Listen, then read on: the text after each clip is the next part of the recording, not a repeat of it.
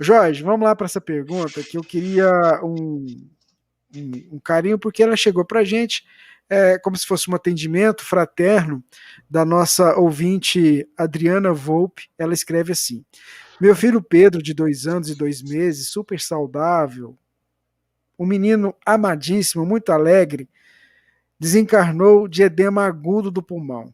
Em apenas 16 horas, sem nenhum sintoma anterior. Ele era saudável, estava brincando, sentiu dor e o levamos ao hospital. Nem os médicos compreenderam o que aconteceu. E isso me destrói, pois me culpo como se eu tivesse deixado de perceber algo que poderia ter mudado essa situação. Às vezes me cobro porque não levei para outro hospital. Às vezes desejo ser médica para talvez ter podido fazer algo. Mas poucas horas que separaram o primeiro sintoma até a desencarnação, né? Foram 16 horas. Ela disse que foi uma data muito marcante. E ela vai relatando, né? Em síntese, a ausência dele e a partida sem explicação machuca muito. Sinto isso tudo, mas sempre me mantive sem desespero. Tento mesmo, dilacerada, seguir minha vida, pois tenho uma outra filha que é mais velha que ele, tem 4 anos e 6 meses. E acredito na eternidade da alma. Mas se for possível, preciso de um esclarecimento por que esse menino com tanta luz que veio para nossa família teve que desencarnar tão rápido e tão cedo, deixando esse vazio em todos nós. Por favor, peça ao Elahá uma explicação, uma palavra de conforto. Deus os abençoe. A nossa ouvinte, Adriana. Há quanto tempo isso aconteceu, Rubens?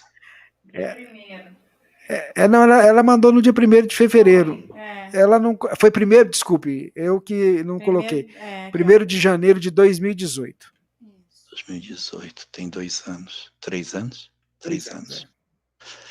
3 anos. Adriana,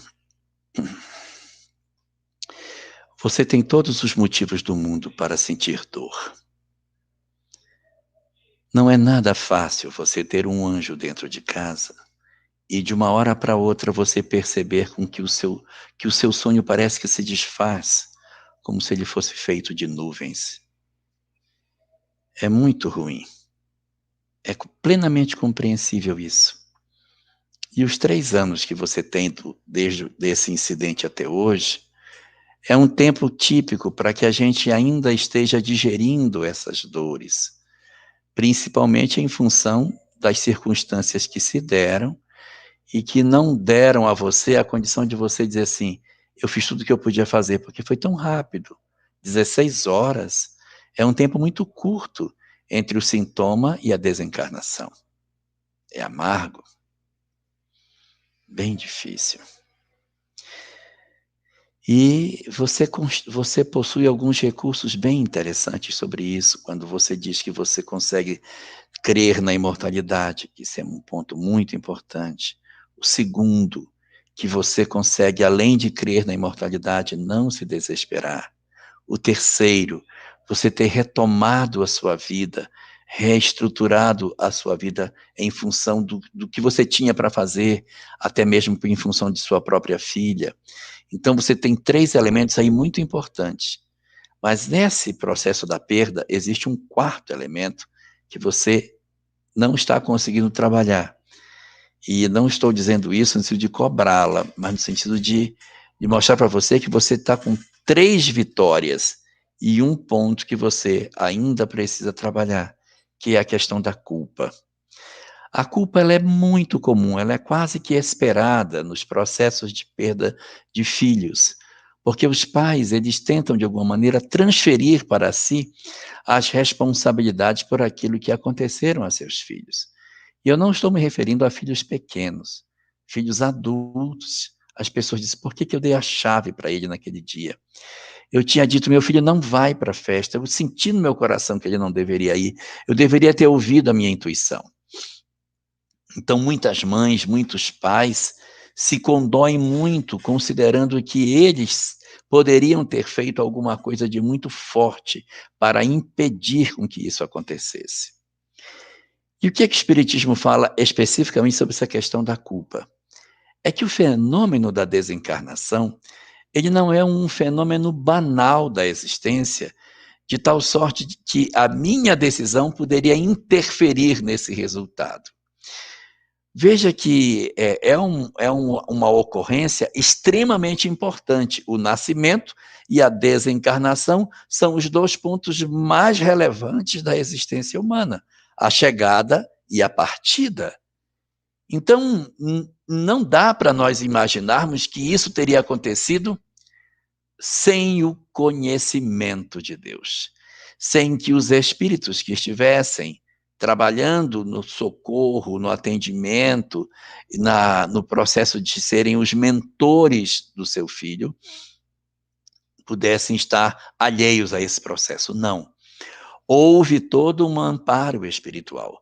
A gente deve se questionar sobre essas coisas quando da nossa parte houve algum tipo de leniência, quando nós fomos displicentes no cuidado do filho. Não é o caso. A criança está saudável, apresenta um sintoma, você leva ao hospital e acaba vendo a desencarnação dele. Então, isso é muito, muito angustiante, é muito doloroso. Eu já vivi essa sua experiência muito parecida. Eu dei entrada no hospital com meu filho um dia antes. E o médico disse, a gente vai só internar porque ele está meio cansadinho, mas amanhã você tira. Ele internou e ele piorou durante a noite e no dia seguinte ele tinha desencarnado. Então eu sei bem como é essa experiência de você se sentir impotente dentro do hospital e você ver seu filho definhando na mão dos médicos, não sei o que está acontecendo, não sei o que está acontecendo. Isso demonstra o quê? Que existe uma outra força por trás que age além da nossa vontade, que age além daquilo que a gente pensa que nós seríamos os verdadeiros escritores da história. Existe uma outra mão além da nossa que escreve a história dos nossos filhos.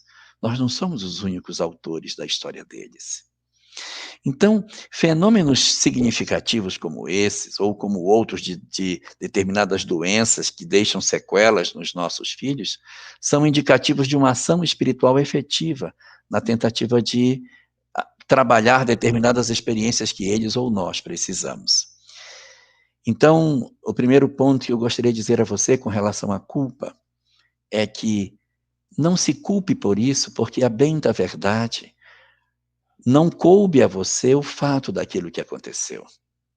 Não houve de sua parte a justificativa de você carregar esse peso, porque é um processo tão rápido. Você faz o que deveria fazer, mas há algo que você não consegue comandar, que você não tem governança, que leva os nossos filhos de perto da gente. Então não carregue esse sentimento, porque existem pessoas outras que são os verdadeiros autores das nossas histórias, que estão cuidando para que aconteçam as experiências que a gente mais precisa. E isso é a sua grande pergunta. Por que isso teria acontecido dentro do meu lar? A primeira coisa a perceber é que nós temos um olhar muito voltado para o negativo. E nós pensamos muito na amarga perda daquele ser que a gente tanto amava. E a gente precisa virar o olhar para o outro lado e pensar na oportunidade que Deus nos concedeu para termos a convivência com esses que foram tão importantes na construção do afeto dentro de nós. E lembrarmos deles e não na perda deles. E agradecer a Deus pela oportunidade que Ele nos concedeu de nós termos a chance de estarmos com eles por um tempo. E você certamente vai me dizer, sim, mas eu perdi. Eu queria que aquele momento nunca passasse. E que a gente pudesse ter a oportunidade de viver por toda a vida juntos. Sim. Isso não nos será negado. Porque nós vamos ter a possibilidade de reencontrar, como você bem sabe da imortalidade, sabe que os nossos filhos estão vivos, que eles nos aguardam. E é essa certeza, essa esperança que move as nossas almas na compreensão de que efetivamente a vida prossegue, que nos dá um influxo de coragem para que a gente consiga superar a nossa hora mais amarga e saber que um amanhã venturoso nos aguarda. Mas isso ainda deixa para nós uma pergunta: por que uma criança tão maravilhosa teria que nos deixar? Que justifica que isso aconteça? Às vezes, a prova não é dele, às vezes a prova é nossa. Ele pode ser um espírito benfeitor que veio para nos oferecer essa experiência, e a retirada dele do mundo físico é para que nós aprendamos uma lição que a gente tem diante da lei. De repente há uma história que nós desconhecemos sobre o nosso próprio passado, que nos impulsiona a viver a experiência amarga da perda dos nossos entes queridos. Emmanuel chega a dizer que não existe prova mais amarga do que essa. Porque mesmo os espíritos, sabendo da vida imortal, eles compreendem o vácuo que fica quando os nossos filhos partem e nós ficamos a rever as coisas que eles deixaram sem encontrar razão para que isso aconteça. Às vezes, a razão não está neles, a razão está em nós. Experiências que nós precisamos para consertar dentro das nossas almas, emoções que precisam ser revistas. Nós não sabemos que história nós trazemos do ontem. Quais são as lacunas de afeto que nós trazemos de outras eras? O que foi que nós já realizamos em relação a outras pessoas? E então, o que nos faz o Senhor? Faz com que a gente passe determinadas experiências, mas por acréscimo de misericórdia, ele nos faz viver isso e nos calça com a doutrina espírita. Ele nos sustenta com o conhecimento da imortalidade. Ele nos ampara com a compreensão de que a vida continua. Para que esse processo de perda, de aparente perda definitiva de um ente querido, seja abrandado pela compreensão da imortalidade da alma. Aí talvez esteja a grande lição que a gente veio buscar.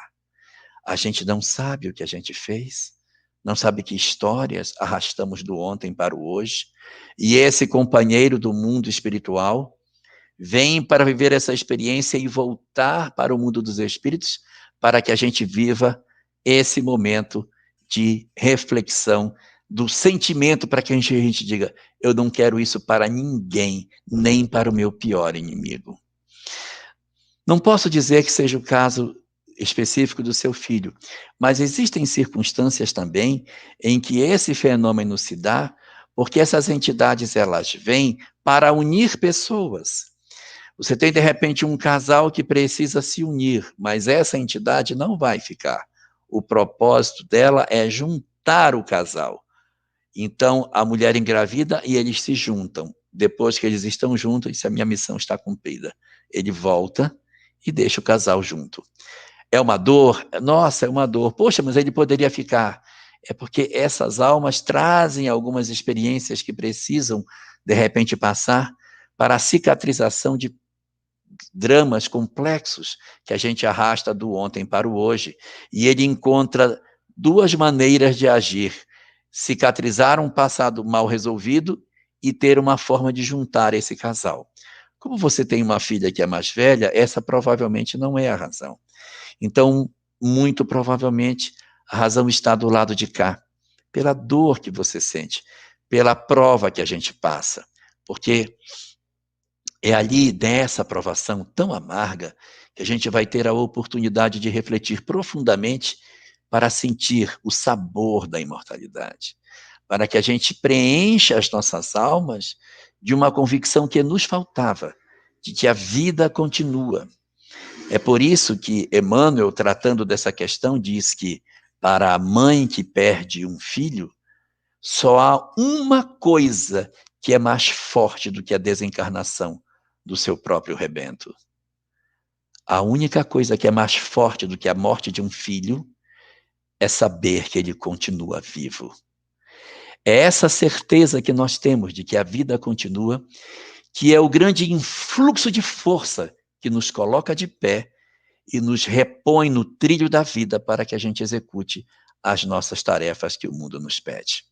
Então, nessa oportunidade que nós estamos tendo de conhecer a doutrina espírita, que você, que vivemos essa experiência, que a gente retire de tudo isso a lição que a gente precisa, para que não nos falte a força para saber que a vida continua, que a morte não existe. No meu caso particular, eu não tenho nem a mediunidade para poder dizer, eu vi, eu senti.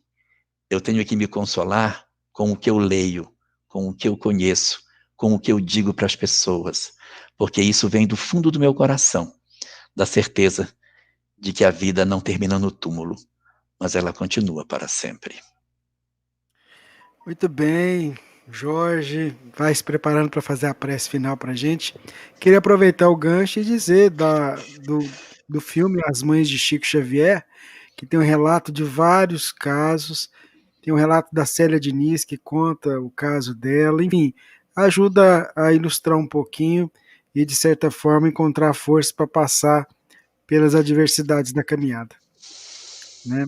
Tá vendo? Vocês acham que o expositor espírita não tem problema, que não passa pela dificuldade? O testemunho do Jorge hoje mostra pra gente que é gente como a gente, que está aqui para buscar o crescimento, para buscar a transformação interior, que vai enfrentar as adversidades da caminhada, como eu enfrento, o Jorge enfrenta, a Divina, e você que está aí do outro lado enfrenta, mas sempre com aquele final consolador de que nunca caminhamos sozinhos nessa jornada evolutiva. É com você, meu amigo. Foi aí que Samia começou a escrever poemas.